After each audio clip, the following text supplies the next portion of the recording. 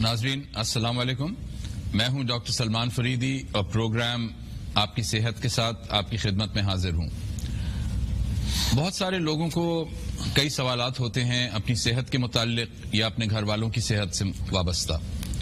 وہ کوشش کرتے ہیں کہ معلومات حاصل کریں، ڈاکٹروں سے رجوع کرتے ہیں، اسپتالوں کے چکر لگاتے ہیں، لیکن اس کے باوجود معلومات کا ایک فقدان ہے۔ تو ہم نے یہ سوچا کہ ایک ہم پروگرام شروع کریں جس میں ہر ہفتے طب کے ممتاز ماہرین سے آپ کی ملاقات کرائیں اور آپ کو موقع دیں کہ آپ ان سے براہ راست سوالات کر سکیں۔ آج جو ہم نے موضوع چنا ہے وہ ہے سینے اور سانس کے امراض، اور اس سلسلے میں جس ماہر کو ہم نے دعوت دی ہے وہ ہیں پروفیسر علی ارسلان صاحب۔ پروفیسر صاحب کراچی کے مائناز پلمونالوجسٹ یعنی سانس کے ماہرین میں ان کا شمار ہوتا ہے، اور آج ان سے ہم جو سانس کی بڑی بڑی بیماریاں ہیں اس پہ گفتگو کریں گے۔ آپ اگر فون کر کے ڈاکٹر صاحب سے مفت طبی مشورہ لینا چاہیں تو جو ٹیلی ویژن اسکرین پہ آپ کے نمبر آ رہا ہے اس کو آپ استعمال کر سکتے ہیں۔ ڈاکٹر صاحب بہت بہت شکریہ پروگرام پہ آنے کا۔ اچھا، یہ سانس کے جو مسائل ہوتے ہیں یہ تو سال بھر چلتے رہتے ہیں جی۔ ایک عام چیز تو یہ فلو وغیرہ اور یہ ساری ہوتی ہے، لیکن اور بھی انفیکشنز ہوتے ہیں جن فلو ہوتا ہے اور نمونیا ہوتا ہے، اس میں فرق کیا ہے اور نمونیا چیز کیا ہوتی ہے؟ مختلف اقسام بھی اس کی ہیں شاید۔ جی ہاں بالکل، اس میں جو سانس کی نالیوں کے انفیکشن ہوتے ہیں اس میں پھیپھڑا کا جو سبسٹنس ہے وہ انوالو نہیں ہوتا۔ ٹھیک ہے۔ ناک سے لے کے اور سانس کی نالی جہاں تک وہ پھیپھڑوں تک جاتی ہیں نالیاں، وہاں کا انفلیمیشن ہوتا ہے جس میں نزلہ، کھانسی، ناک کا بہنا، بلغم کا آنا، یہ جو عام طور پہ سال میں 2-3 دفعہ ہر ایک صحت مند آدمی کو عام طور سے ہوا کرتا ہے۔ نمونیا اس کو کہتے ہیں جب پھیپھڑے میں انفیکشن ہو اور وہ وہاں سخت ہو جائے، وہاں پہ پھر وہ ایکس رے میں بھی ظاہر ہوتا ہے۔ اس کی علامتیں کچھ مختلف ہوتی ہیں۔ شروع میں علامتیں یہی ہو سکتی ہیں کہ گلا خراب ہوا، بخار ہوا، نزلہ ہوا، لیکن اس کے بعد سینے میں درد ہونا، سانس کے ساتھ درد ہونا، بخار کا رہنا، تیز چلنے سے سانس کا پھولنا، کھانسی، بلغم کا رنگ بدل جانا، پیلا ہو جانا، یا اس میں خون کی آمیزش ہونا، تو اس کا مطلب یہ ہوتا ہے کہ اب پھیپھڑے میں انوالومنٹ ہو گئی ہے اور اس کو پھر نمونیا کہا جاتا ہے۔ ٹھیک ہے۔ نمونیا ایک جنرل ٹرم ہے کہ پھیپھڑے کا انفیکشن، پھیپھڑے کا جو سبسٹینس ہے اس کا انفیکشن۔ اور اس کی تشخیص اور علاج کا کیا طریقہ ہے؟ اس کا تشخیص اور علاج ایک تو ان کا معائنہ کرنے سے کافی حد تک ان کی ہسٹری سے مریض کی کہ بخار ہے، کھانسی ہے، سانس پھول رہا ہے، اور معائنہ کرنے میں بعض دفعہ سینے میں کچھ ایسی علامتیں ہیں جو ڈاکٹر پک کر لیتا ہے۔ اس میں جیسے سائنس آف کنسولیڈیشن ہوتے ہیں یا ایفیوژن جسے کہتے ہیں، پانی آ گیا نمونیا کی وجہ سے۔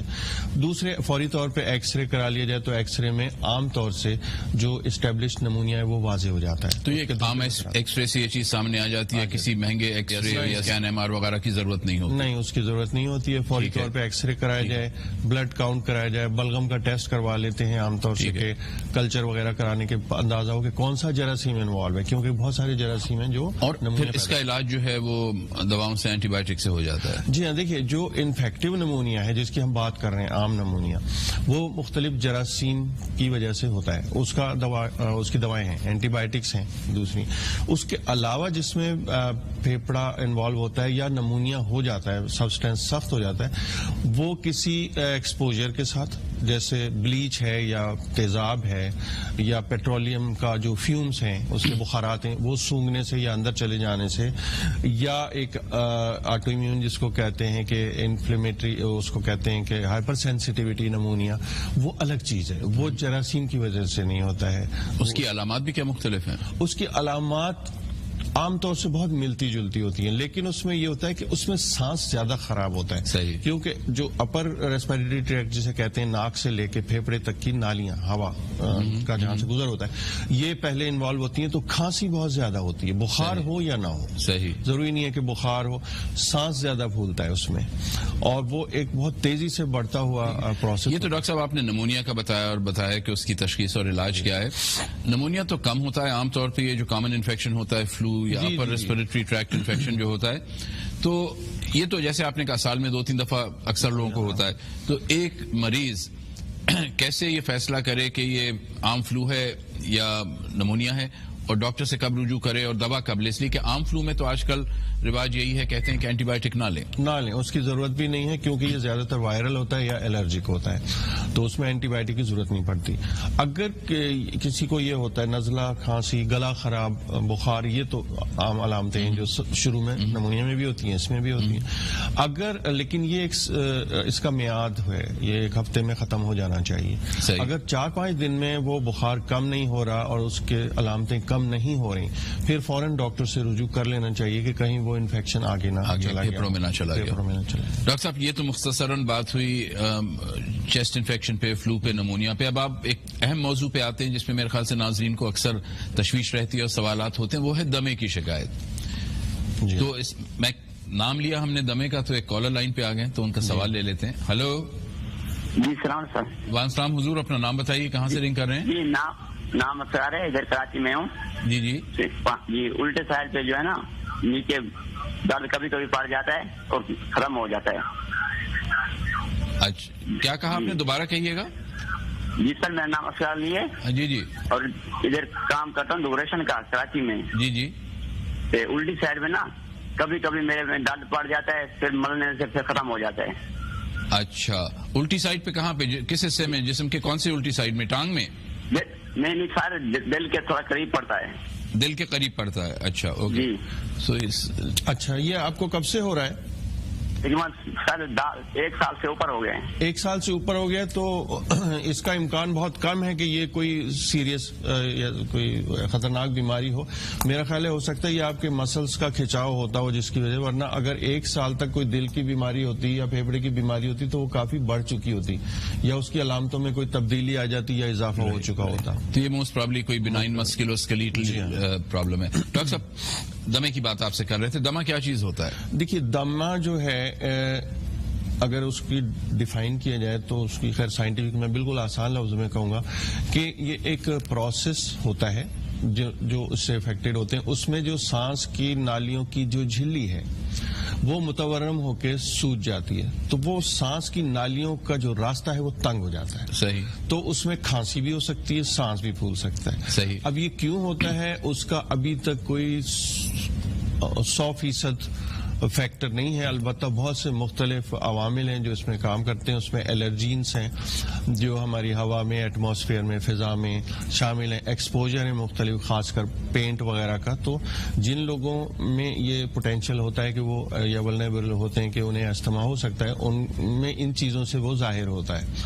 تو یہ جو مطلب ہمارے ماحول میں جو آلودگیاں ہیں ان کا یہ بھی ایک وجہ ہے. دھواں ہے، مٹی ہے. ٹھیک ہے. تو یہ ہو گیا کہ الرجی ریلیٹڈ ہے کہ کسی چیز سے الرجی ہو گئی اور اس کے وجہ سے یہ سانس کی نالی میں ورم آ گیا اور وہ تنگ ہو گئی. اور اس کے علاوہ کیا وجوہات ہیں؟ اس کے علاوہ دیکھیں یہ ہوتی تو الرجی ہی ہے، شروع تو الرجی ہی ہوتی ہے، مگر ضروری نہیں کہ اس کی کوئی وجہ آپ کو سامنے نظر آ جائے. مثلا جو باہر کے ممالک ہیں جہاں پولیوشن نہیں ہے یا کم ہے، دمے کے مریض وہاں بھی ہیں. تو یہ ایک ایسی بیماری ہے جس کا ابھی تک یہ ظاہر نہیں ہو سکا کہ اس کی وجہ کیا ہوتی ہے. اور یہ کسی خاص عمر پہ دمے کی بیماری شروع ہوتی ہے، کسی عمر پہ بھی ہو سکتی ہے؟ کسی بھی عمر میں ہو سکتی ہے، چھوٹے سے بچے سے لے کے اولڈ ایج. عام عمر کیا ہے کہ جب یہ چیز سامنے آتی ہے؟ عام طور سے یہ ینگ لوگوں کی بیماری ہے. ٹھیک ہے. یہ 18-20 سال کے بعد. یا اچھا اس میں ایک خاص بات یہ بھی ہے، جو لوگ میرے خیال میں ان کو میں اچھی طرح سے بتا دوں کہ جن بچوں کو دمہ ہوتا ہے جی ان میں ایک کانسیپٹ یہ ہے کہ یہ ٹھیک ہو جائے گا 14 سال کی عمر. صحیح. ہو جاتا ہے مگر ہر ایک میں نہیں. اور جن میں ٹھیک ہو جاتا ہے ان میں بعد میں بھی یہ امکان رہتا ہے کہ وہ دمہ دوبارہ کسی بھی عمر میں ہو. ڈاکٹر صاحب ایک کالر لائن پہ ان کا سوال لیتے ہیں. ہلو. السلام علیکم. وعلیکم السلام جناب، اپنا نام بتائیے، فون کہاں سے کر رہے ہیں؟ میرا نام محمد جاوید ہے، میں ماڈل کالونی سے بات کر رہا ہوں. جی جاوید صاحب کیا سوال ہے؟ ڈاکٹر صاحب مجھے نا پہلے یہ نزلہ ہوا، نزلہ بگڑتا کے بعد مجھے نا سانس کا پرابلم ہو گیا. ٹھیک ہے.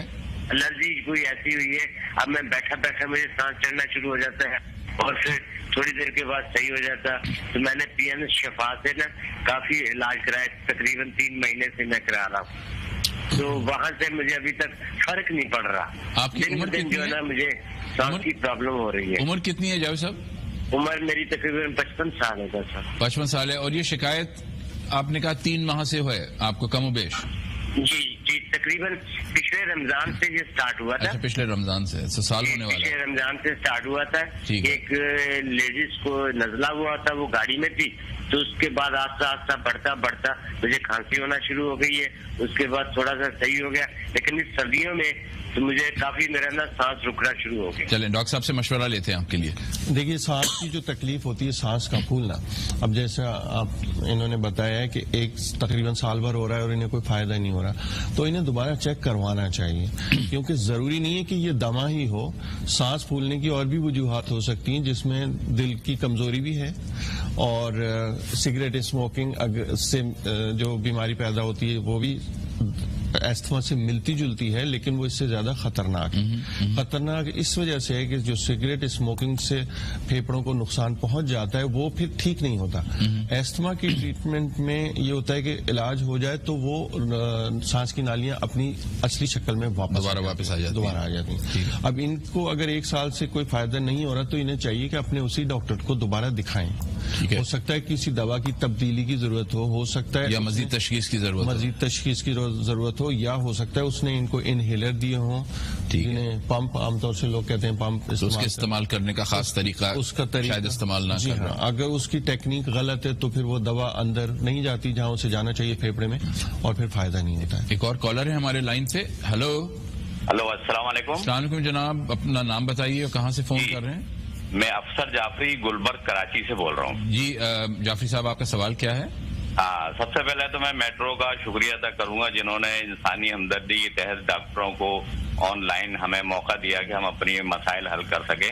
میری پرابلم یہ ہے کہ میں جب رات کو سوتا ہوں تو سوتے وقت اچانک کسی بھی رات کے کسی بھی لمحے میں میرا سانس ایک دم تیز چلنے لگتا ہے, اور اچانک ایسا لگتا ہے کہ جیسے میرا سانس اب رک رہا ہے, اور میں بھٹ بھٹا کے ایک دم اٹھ کھڑا ہو جاتا ہوں اور باہر کسی فریش جگہ پہ صحن میں یا پارک میں یا گلی میں چلا جاتا ہوں. اور پھر اس کے بعد خود بخود یہ کیفیت صحیح ہو جاتی ہے؟ اس کے بعد جب میں باہر ٹہلتا ہوں, تھوڑی واک وغیرہ کرتا ہوں تو صحیح ہو جاتی ہے. یہ ایک بات بتاتا چلوں کہ میرے والد کو تقریباً 40 سال جو ہے سانس کی بیماری رہی ہے. اب وہ اس دنیا میں نہیں ہے. ٹھیک ہے, ایسا تو نہیں ہے وہ کوئی انہیریٹڈ کچھ ہو ایسا. ٹھیک ہے, آپ کی ایج کتنی ہے؟ میری ایج ہے 57. اور یہ والد صاحب کی کوئی تشخیص تو ہوئی ہوگی, کوئی ڈائگنوسس ہوئی ہوگی کہ یہ سانس کی کیا بیماری تھی انہیں؟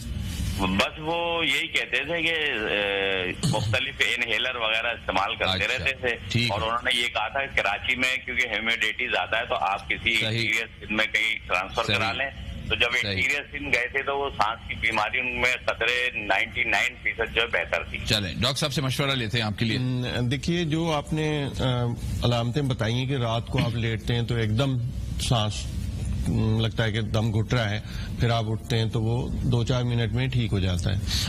اس میں ضروری نہیں ہے کہ یہ دمہ ہو, دمہ 1-2 منٹ میں ٹھیک نہیں ہوتا, کہ صحن میں ٹہلنے سے بہتر نہیں ہو جائے گا, بہتر نہیں ہو جائے گا. ہو سکتا ہے آپ کو ناک کی الرجی ہو سکتا ہے سوتے میں آپ کی ناک بند ہوتی ہو, بلغم پیچھے کی طرف گرتا ہو اور اس سے آپ کا دم گھٹ جاتا ہو اور وہ آپ کے کھڑے ہونے کے اوپر ٹھیک ہو جاتا ہو. اور ڈاکٹر صاحب یہ جو کیفیت ہوتی ہے سلیپ ایپنیا کی, جی یہ بھی ہو سکتی ہے ان کو؟ سلیپ ایپنیا ان کا پتہ نہیں وزن کتنا ہے اور ان کی گردن کا سائز کالر کتنا ہے. یہ عام طور سے ان لوگوں کو ہوتا ہے سلیپ ایپنیا جن کا وزن بہت زیادہ ہو. تو ناظرین کو بتائیں گے مختصراً کہ یہ سلیپ ایپنیا کیا ہوتا ہے جو رات کو ایک دم سے اچانک سانس پھولے اور سانس بند ہو جائے اور شخص اٹھ جائے؟ جی ہاں, سلیپ ایپنیا یہ ہوتا ہے, اس میں 2 قسم ہوتی ہیں, ایک آبسٹرکٹیو ہوتا ہے اور ایک سینٹرل ہوتا ہے. سینٹرل جو ہے اس کا تعلق دماغ سے, ٹھیک ہے, اس کو ہم ڈیل نہیں کرتے. ٹھیک ہے. جو آبسٹرکٹیو سلیپ ایپنیا ہوتا ہے اس میں رکاوٹ ہوتی ہے, جیسے آبسٹرکشن رات کو نرخرے میں سوتے میں, کیونکہ وہاں چربی اتنی ہوتی ہے کہ وہ اس پہ پریشر ڈالتی ہے, اور اس کا پہلی علامت یہ ہے کہ مریض خراٹے بہت زیادہ لیتا ہے سوتے میں, بہت بلند آواز میں خراٹے ہوتے ہیں, بیچ بیچ میں اس کی آنکھ کھلتی ہے لیکن اسے پتہ نہیں چلتا, بے چین نیند سوتا ہے, کبھی اس کے ہاتھ پاؤں کو جھٹکے بھی لگتے ہیں, کروٹ بدلتا ہے. یہ اس کا پارٹنر جو اس کمرے میں سو رہے ہوں, بیگم ہوں یا اس کے ہسبینڈ ہوں یا کوئی اور ہو, وہ نوٹ کرتا ہے. اچھا, دوسرا یہ ہوتا ہے کہ پھر دن کے وقت انہیں نیند بیٹھے بیٹھے آنے لگتی ہے. ٹھیک ہے, اس لیے کہ رات کو ہوئی نہیں. جی ہاں, رات کو پوری ہوتی نہیں اچھی طرح, پھر دن میں بیٹھے بیٹھے نیند آنے لگتی. صحیح ہے. اچھا, یہ اتنا آسان نہیں ہے. پہلے اس کی ڈائگنوسس بھی مشکل سے ہوتی تھی کیونکہ وہ ہمارے پاس آلات نہیں ہوا کرتے تھے اور بلڈ گیسز بھی اتنی عام نہیں ہوتی تھی. صرف ہسٹری کے اوپر کام کرتے تھے، لیکن اس کا علاج اب پچھلے چند سالوں سے اب 22-23 سال سے. اور اس کا طریقہ کیا ہے علاج کا؟ اس کے لیے کوئی خاص مخصوص چیز ہوتی ہے، وہ سلیپ لیب وغیرہ اس قسم کی؟ جی ہاں، سلیپ لیب میں اس کی تشخیص کی جاتی ہے تاکہ کنفرم کیا جائے، اور اس کے ساتھ ہی بلڈ گیسز دیکھی جاتی ہیں کہ خون میں آکسیجن کی مقدار کم ہے یا کاربن ڈائی تو آکسائڈ. یہ تشخیص کی سہولت ہر جگہ ہے کہ بڑے بڑے اسپتالوں میں؟ یہ بڑے بڑے مخصوص اسپتالوں میں ہے، لیاقت نیشنل اسپتال میں یہ سہولت ہے، اور صرف ایک رات کو مریض کو داخل کیا جاتا ہے، ان کو وہ مشین لگا دی جاتی ہے جو صرف لیڈس ہوتی ہیں، اور مریض سو جاتا ہے. اس کو آبزرو کر رہے ہوتے ہیں ہم CCTV کے ذریعے. ICU کا اسٹاف ہمارا جو ہے چیسٹ ڈیزیز کا، وہ دیکھتا رہتا ہے کہ کہیں کوئی اسے پرابلم کچھ اور نہ ہو جائے صحیح میں. اور صبح کو وہ مریض کا جو رات کی ساری ریکارڈنگ ہوتی ہے مشین میں ریکارڈ ہوتی ہے، وہ کمپیوٹرائزڈ اس کی رپورٹ باہر آ جاتی ہے. اس کے سلیپ کا پیٹرن پتہ اس لگ کا جائے. سلیپ کا پیٹرن پتہ چل جاتا ہے، اور اس کا علاج بھی کافی حد تک پتہ چل جاتا ہے، کیونکہ اس کا علاج کسی دوا سے نہیں ہے. ٹھیک ہے. وہ جو ہے ایک کو کہتے ہیں بائی پیپ، ایک کو کہتے ہیں سی پیپ. یہ ایک طرح کے ماسک ہوتے ہیں اور مشین خاص آلات ہیں جو لگائے جاتے ہیں، پھر مریض کو پہننے ہوں گے. مریض کو سوتے وقت وہ ماسک لگا کے سونا ہوگا تاکہ وہ ہوا کا پریشر سے آکسیجن صحیح رہے، کاربن ڈائی آکسائڈ صحیح رہے. اور اگر ہاں میں بتا دوں اگر اس بیماری کو ایسی چھوڑ دیا جائے اور اس کا علاج نہ کیا جائے تو اس کے اثرات سارے جسم پر ہوتے ہیں، خاص کر دل پہ. جی جی. پھیپڑوں کے اندر جو رگیں ہیں اس میں پریشر بڑھ جاتا ہے، دل کی نبض کی رفتار بے ترتیب ہو سکتی ہے، اس کے علاوہ یادداشت پہ بہت گہرا اثر پڑتا ہے، اور مریض ایک طرح سے. تو یہ بنیادی طور پہ اس لیے ہوتا ہے کہ ٹیشوز کی آکسیجن ان کو مناسب مقدار میں نہیں پہنچتی ہے. ڈاکٹر صاحب کالر لائن پہ ہیں تو ان کا سوال بھی لے لیتے ہیں. ہیلو جی السلام علیکم، اپنا نام بتائیے، کہاں سے لنک کر رہی ہیں؟ ہیلو جی جی. ہیلو السلام علیکم. وعلیکم السلام، اپنا نام بتائیے، کہاں سے فون کر رہی ہیں؟ میرا نام سائرہ ہے، میں کراچی سے بات کر رہی ہوں سر. جی سائرہ، آپ کا سوال یہ ہے ڈاکٹر صاحب سے میرا کہ میری 2 بچیاں ہیں. ٹھیک ہے. ایک کی عمر 7 سال ہے اور ایک کی عمر 12 سال ہے. ٹھیک ہے. ان دونوں کو سانس کی پرابلم ہے، بہت شدید ہو جاتی ہے. جب اگر گھر میں کہیں دھواں بھر جاتا ہے یا پینٹ کرواتے ہیں یا کوئی بھی ایسی چیز ہوتی ہے جس کو الرجی ہو تو بہت زیادہ پرابلم ہو جاتی ہے انہیں. ٹھیک ہے. تو میں جو ہوں پھر نیبلائز کرواتی ہوں، لیکن بعض اوقات نیبلائز سے بھی ٹھیک نہیں ہوتا ہے. جب قریبی ڈاکٹر کو دکھاتی ہوں ان کی میڈیسن دو تو وہ کہتے ہیں ان کو معدے کی تکلیف ہے، اس کی تکلیف ہے. پھر میں ان کو بتاتی ہوں نہیں سر انہیں تو سانس کی تکلیف ہے. ٹھیک ہے، ڈاکٹر صاحب سے مشورہ لیتے ہیں کہ جب ان کو بہت زیادہ سانس کی تکلیف ہوتی ہے تو میں ان کو فوری طور پہ کون سی میڈیسن دوں؟ میں تو ان کو نیبلائز کرواتی ہوں. ٹھیک ہے، ابھی پوچھتے ہیں ڈاکٹر صاحب سے. دیکھیے جو ابھی میں نے کچھ دیر پہلے عرض کیا تھا کہ کون سی چیزیں ہیں جن کی وجہ سے دما شدت اختیار کر سکتا ہے، اس میں پینٹ میں نے تو انہوں نے خود ہی بتایا کہ خود ہی بتایا. تو ایک تو یہ کہ اس کو کوشش کریں، پینٹ تو بہت بری چیز ہے، اور پینٹ ہے، بلیچ ہے، تیزاب ہے، یہ بہت بری چیزیں. اس سے دمے کے علاوہ خاص طور پہ ان کی جو فیومز ہوتے ہیں ان کے، جی ہم بخارات جو ہوتے ہیں. جی اچھا، دوسرے یہ جو ان کی بچیوں کا انہوں نے ذکر کیا ہے، آپ کہہ رہی ہیں کہ فوری طور پہ میں کیا علاج کروں؟ آپ نیبولائز کرتی ہیں، آپ بہت اچھا کرتی ہیں، لیکن اگر ان کو دمائی ہے اور وہ کنٹرول میں نہیں آ رہا تو اسے کنٹرول کرنے کے لیے صرف نیبولائز کر دینا وینٹولین سے یا سالبیوٹامول سے کافی نہیں ہے.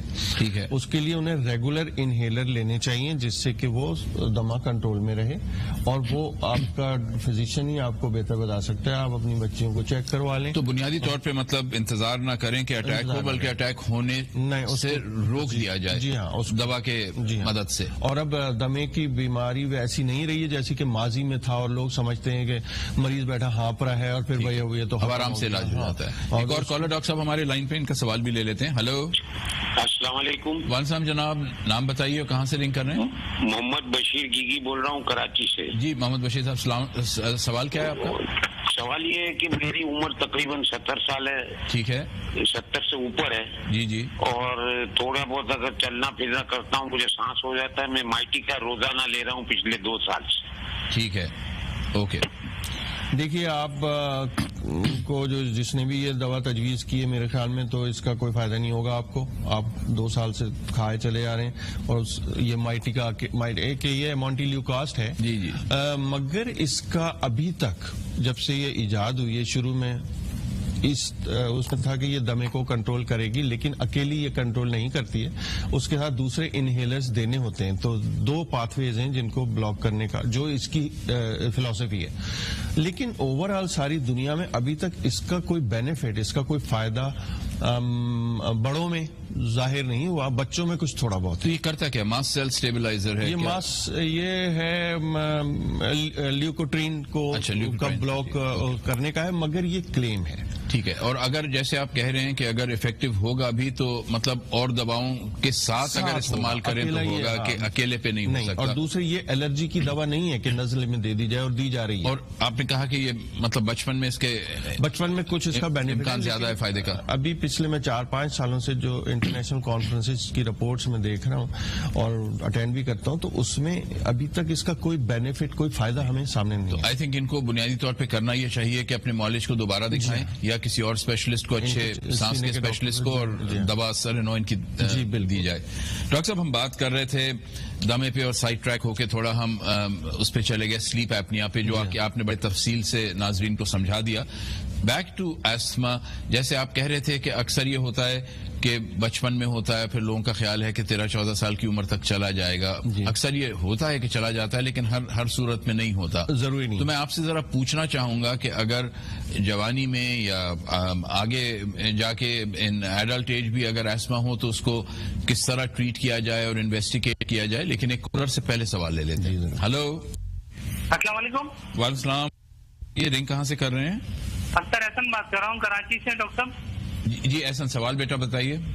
ڈاکٹر صاحب، میرے کو پیدائشی جو نا الرجک استما تھا. ٹھیک ہے. تو اس میں نے کافی علاج کروایا ہے، اس سے مجھے کوئی فائدہ نہیں. انہیلر بھی یوز کیا ہے میں نے، تو اس سے مجھے کوئی فائدہ نہیں ہوا ہے. اب جو ہے نا، اب یہ حال ہے کہ میری ایج جو ہے نا 40 ہے، اور یہ حال ہے کہ تھوڑا سا چلتا ہوں کہ بیگ اٹھا لوں یا کچھ اٹھا لوں تو سفر کرنے سے یا سیڑھی چڑھنے سے سانس پھولنے لگتا ہے. چلے ڈاکٹر صاحب سے مختصراً جلدی سے مشورہ لے لیتے ہیں، اس لیے کہ ہم کو ایک بریک پہ بھی جانا ہے. ڈاکٹر صاحب تو مختصراً جلدی سے بتا دیجیے. جی ضرور. دیکھیے، آپ کہہ رہے ہیں کہ میں انہیلر لے رہا ہوں مگر فائدہ نہیں ہو رہا. دیکھیں، ایستھما جو ہے صرف سانس پھولنے کو ایستھما نہیں کہتے. ہو سکتا ہے وہ اس کی وجہ کچھ اور بھی ہو. برونکیکٹیسس ہو سکتا ہے، ٹی بی کے بعد عام طور سے ہو جاتا ہے، پھیپھڑوں کا ڈیمیج ہے، اس میں بھی سانس پھولتا ہے. تو بہت سی دوسری بیماریاں ہیں پھیپھڑوں کی جس میں سانس پھولتا ہے. دل کی بیماریاں سانس پھولتا ہے، گردے کی بیماریاں سانس پھولتا ہے، خون کی کمی سانس پھولتا ہے. اب یہ اس کی جب تک مکمل تشخیص نہ ہو کہ آپ کو واقعی دمہ ہے یا کچھ اور ہے، تو بیسکلی علاج دوبارہ سے 40 سال کی عمر ہے اور ایک عرصہ دراز سے دوا لے رہے ہیں، فائدہ نہیں ہو رہا ہے، تو بنیادی طور پہ ضرورت اس بات کی ہے کہ تشخیص کو دوبارہ ریویو کیا جائے. تشخیص دوبارہ. ٹھیک ہے ڈاکٹر صاحب، ایک چھوٹے سے بریک پہ جاتے ہیں. ناظرین ہمارے ساتھ رہیے گا. ایک مختصر سے بریک پہ جا رہے ہیں. بریک کے بعد دوبارہ عنقریب آپ کی خدمت میں پھر حاضر ہوتے ہیں.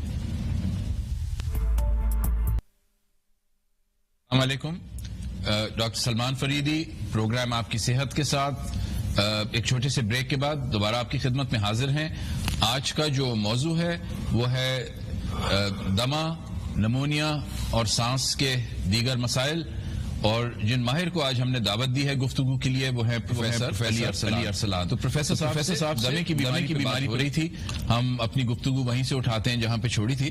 تو ڈاکٹر صاحب، ایڈلٹ ایسما، اس میں پھر انویسٹیگیشنز اور ٹریٹمنٹ کا کیا؟ دیکھیے، ان میں جو تشخیص ہے وہ تو ہسٹری سے ہی عام طور سے واضح ہو جاتی ہے اور معائنہ کرنے سے. ٹھیک ہے. اگر پھر بھی کوئی شک ہو تو پھر اس کے لیے لنگ فنکشن ٹیسٹ کرواتے ہیں. ٹھیک ہے. اس میں سے بھی کافی حد تک اندازہ ہو. اور یہ آسان چیز ہے، یہ کوئی بہت پیچیدہ ٹیسٹ ہے؟ بہت آسان ہے. وہ بلو کرنا ہوتا ہے.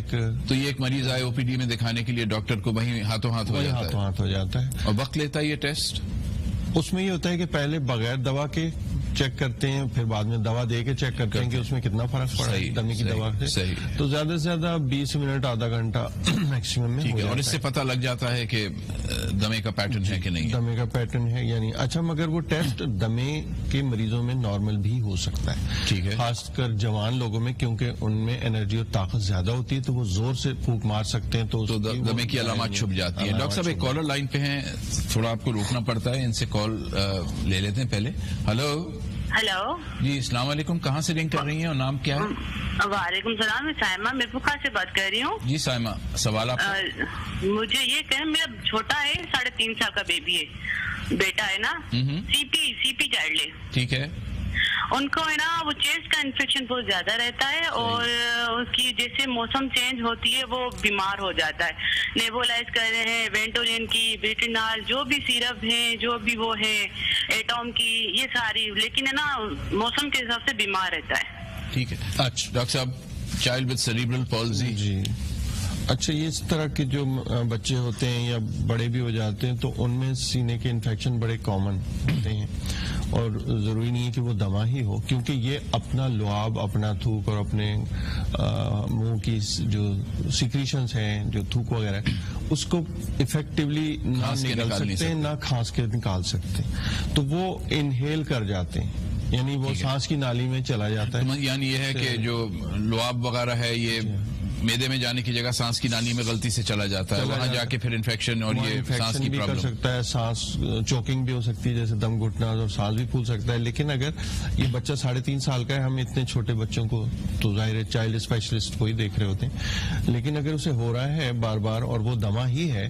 تو ٹریٹمنٹ اس کا تو صرف نیبولائزیشن کے ذریعے ہی ہوگا. مختلف دوائیں ہیں, مختلف ادویات ہیں, صرف وینٹولین یا سالبیوٹامول نہیں ہے, اس کے علاوہ بھی میرا خیال ہے کسی چائلڈ اسپیشلسٹ کو دکھا کر پہلے معائنہ کروا لیں کہ وہ اسے بار بار دما ہوتا ہے یا کچھ اور ہوتا ہے, یا وہ انہیل کرتا ہے. اور اس پہ کنٹرول کرنا علاج کے ساتھ انشاءاللہ ہو جائے گا. دمے کا کنٹرول, اب دمے کی ٹریٹمنٹ جو ہے وہ بہت ایڈوانس ہو گئی. تو واپس آ جاتے ہیں ہم دمے کی گفتگو پہ, اور آپ بتا رہے تھے کہ پلمونری فنکشن ٹیسٹ جو کرائے جاتے ہیں, لیکن آپ نے کہا کہ حالانکہ صرف دمے کا پتہ لگ جاتا ہے, کبھی کبھی ایسا ہوتا ہے کہ دمے کے مریض کا بھی نارمل آتا ہے. ڈاکٹر صاحب ایک کالر اور آ گئے ہیں لائن پہ, تو آئی ایم سوری تھوڑا انٹرپشن آپ کو ہوتا ہے. ہلو السلام علیکم. جی وعلیکم السلام, نام بتائیے, کہاں سے رنگ کر رہی ہیں؟ میرا نام شازیہ ہے, کراچی سے بات کر رہی ہوں. جی شازیہ, سوال آپ کا؟ میرا سوال یہ ہے کہ مجھے میری ناک ہمیشہ بند رہتی ہے, اور ناک بند رہتی ہے اور نہ سانس بھاری ہونے لگ جاتا ہے, اور دمے کی شکایت ہوتی ہے, اور 2-3 دن مجھے اسی طرح لگتا ہے, اور ناک تو مسلسل بند رہتی ہے. آپ کی ایج کتنی ہے؟ تو یہ 30 سال ہے. اور کب سے ہے یہ کیفیت آپ کو؟ یہ مجھے ہمیشہ سردیوں میں ہو جاتا ہے, کبھی کبھی گرمیوں میں بھی اتنی چھینکیں لگتی ہیں, بہت زیادہ چھینکیں لگتی ہیں, اور پھر ناک بند ہو جاتی ہے. سن لیا آپ کا سوال, ڈاکٹر صاحب سے مشورہ لیتے ہیں. اب یہ جو خاتون بتا رہی ہیں شازیہ صاحبہ کہ ناک ان کی بند رہتی ہے, تو اس میں الرجی کی وجہ سے بھی ناک بند رہ سکتی ہے, اور اس کے ساتھ چھینکیں آتی ہیں, پانی وغیرہ بہتا ہے ناک سے, اکثر ناک بند رہتی ہے. لیکن ناک بند رہنے کی اور بھی وجوہات ہیں. بعض دفعہ گوشت اندر بڑھ جاتا ہے جسے پالپ کہتے ہیں, بعض دفعہ ناک کی ہڈی ٹیڑھی ہوتی ہے. صحیح. تو اس کا ایک تو معائنہ ہو جائے, چیک کر لیں کوئی ENT کے ڈاکٹر کے کہیں وہ تو نہیں, اور اگر صرف الرجک ہے, رائنائٹس ہے, بار بار ناک بند ہو رہی ہے یا چھینکیں آ رہی ہیں یا پانی بہ رہا ہے, تو اس کا بھی ٹریٹمنٹ ہے. ناک کے اسپریز وغیرہ ہیں, کوئی دوائی کھانے کی ہے. تو بنیادی طور پہ ان کو کسی اچھے ENT کے ڈاکٹر کو دکھانا چاہیے, ڈاکٹر کو بھی دکھانا, ناک کے جو ڈاکٹر ہوتے ہیں. جی ناک کا چیک اپ وغیرہ کروا لیجیے. اسما پہ ہم واپس آتے ہیں, دمے کی بیماری پہ. تو وہی بات ہو رہی تھی کہ اچھا جیسی میں آتا ہوں دمے پہ وہ کالر آ جاتے ہیں. ایک اور کالر لائن پہ. ہلو جی جناب, اپنا نام بتائیے, فون کہاں سے کر رہے ہیں؟ کراچی سے بول رہا ہوں, نام لیخراج ہے. جی جی, آپ کا سوال کیا ہے جناب؟ یہ مجھے COPD ہے. جی جی. اس میں سیریڈائڈ لیتا ہوں, وینٹولین لیتا ہوں, ٹرائیبول لیتا ہوں اور نیبولائزر. ٹھیک ہے. لیکن فائدہ کچھ نہیں ہوتا. 5, 7, 8 سال سے یہ بیٹھا ہوں, کوئی کام نہیں کرتا تو کچھ نہیں ہوتا. تھوڑا موومنٹ ہوتی ہے تو ایک دم سانس پھول جاتی ہے. ایج کتنی ہے آپ کی جناب؟ ایج 70 کے قریب ہے. 70 کے قریب ہے. چلیں پروفیسر ارسلان سے مشورہ لیتے ہیں. یہ پہلے بھی میں عرض کر چکا ہوں کہ COPD جو ہے وہ ایسا ایک ڈیمیج ہو چکا ہوتا ہے سانس کی نالیوں کو اور پھیپھڑوں کو کہ وہ پھر واپس اپنی اصل حالت میں نہیں آتے علاج کے باوجود. تو یہ معاملہ COPD کا جو ہے وہ دمے سے زیادہ خطرناک بھی ہے.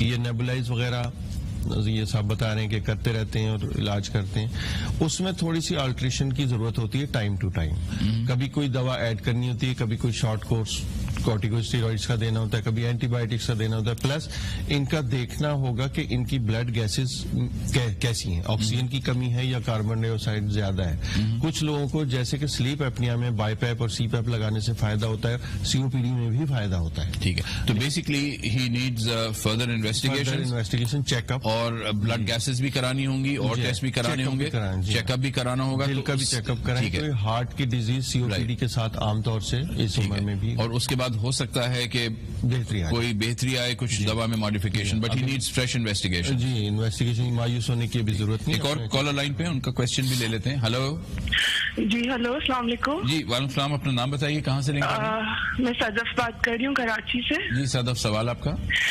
मेरा क्वेश्चन ये है कि मेरा बेटा जो है अभी 11 इयर्स का है, मगर ये है कि अभी वो कंटिन्यूस 3-4 इयर्स से क्रिकेट वगैरह भी खेलता है, तो मगर उस एस्थमेटिक है, और उसको अभी वो जो दुबई गया, उसको गर्मी से, शदीद गर्मी में खेलने के बाद एसी, और उससे उसको ये निमोनिया जो ये ब्रोंकाइटिस है वो बहुत सिवियर हो गया। तो वहाँ मैं मेडिसिन तो दी मैंने, एंटीबायोटिक्स 6 दिन, मगर वो उसकी पोटेंसी और उसकी इंटेंसिटी इतनी ज्यादा थी कि वो असर ही नहीं करा।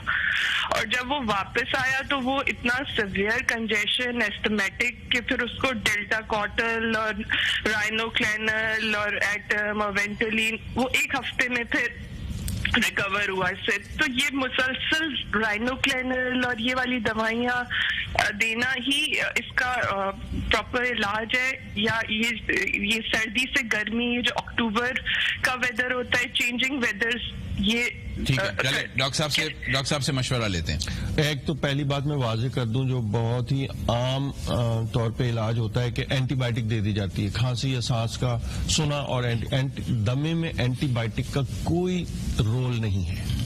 एंटीबायोटिक का कोई ताल्लुक दमे की बीमारी से नहीं है, अनलेस कि कोई इन्फेक्शन हो। अच्छा, जिस तरह ये बता रही हैं कि जब मौसम तब्दील होता है, मौसम की तब्दीली से, माहौल की तब्दीली से एस्थमा ट्रिगर करता है। अब एस्थमा को कंट्रोल करने के और भी बहुत से तरीके हैं, और उसे कंट्रोल में रखना चाहिए। इनहेलर्स आ गए हैं मुख्तलिफ कॉम्बिनेशंस में, और इनहेलर से मैं ये भी आवाम पे वाज़ेह कर दूं, जो जिस तक भी मेरा पैगाम पहुंचे, कि इनहेलर कोई आखिरी स्टेज का इलाज नहीं है, जो कि एक आम सोच है लोगों की कि बस अब इनहेलर पे आ गए तो इसके बाद तो कोई इलाज ही नहीं।